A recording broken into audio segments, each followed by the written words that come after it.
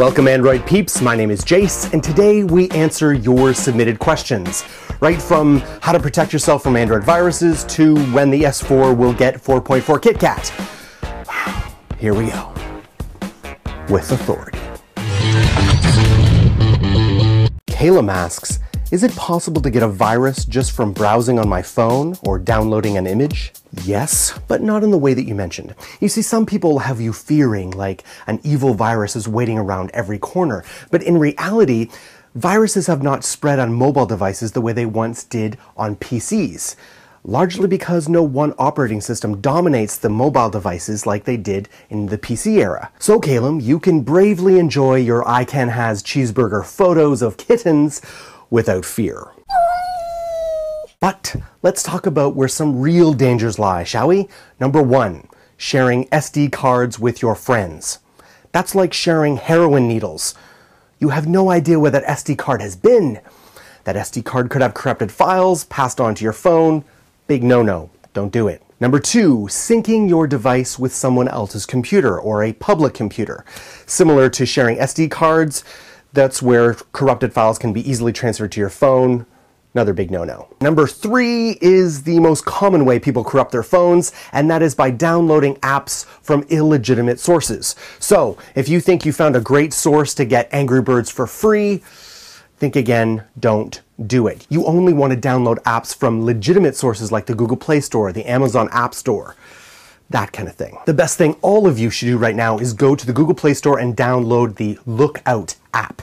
It will scan your device for corrupted malware and get it out of there. It will also protect against future attacks. Good question. Question number 2 came from Mike. Mike said, do you think it's a good idea to buy the HTC One now or wait for HTC to release a new version of it? I don't want the One Max. Thanks. Are you really wedded to HTC as a brand? Or do you just want the best Android experience on a large screen? If it's the latter, well, you really want to wait for the Nexus 5. That's going to be a significant hardware bump, and you get vanilla Android. And vanilla's like ice, ice, baby, chica, chica.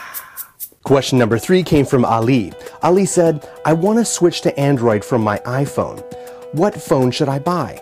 Buy a Samsung Galaxy S4, wait for the S5, or buy a Note 3.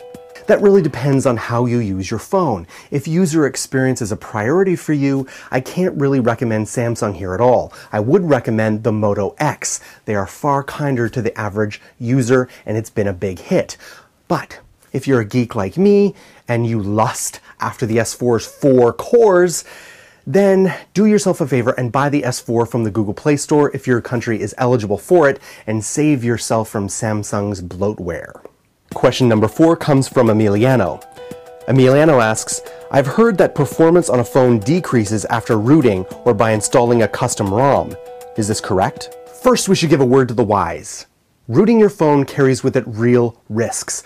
The biggest of which is that you can brick your phone. We say brick your phone instead of break your phone because if you fail at this, that's the only thing your phone will be good for, to be used as a brick. So, rooting is for those of us who love to tinker a lot to get a little bit of improvement. Fun for some, dangerous for many. Trust me, I know. Hello? Grandma? So Emiliano, there is some truth to this notion. Many people who root their phones see a performance bump right away.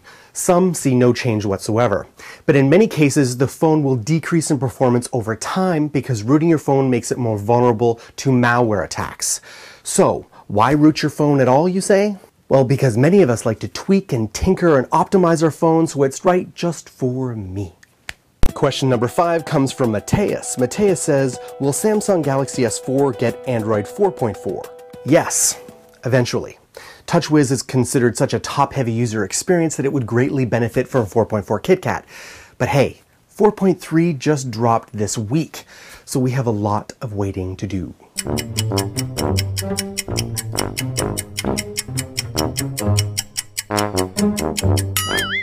Thanks for joining us today, guys. And if you want your question answered here on Android Authority, please follow the links provided below, and I will get to your question. Give me some hard ones, some challenging ones, and I shall see you on the next Q&A.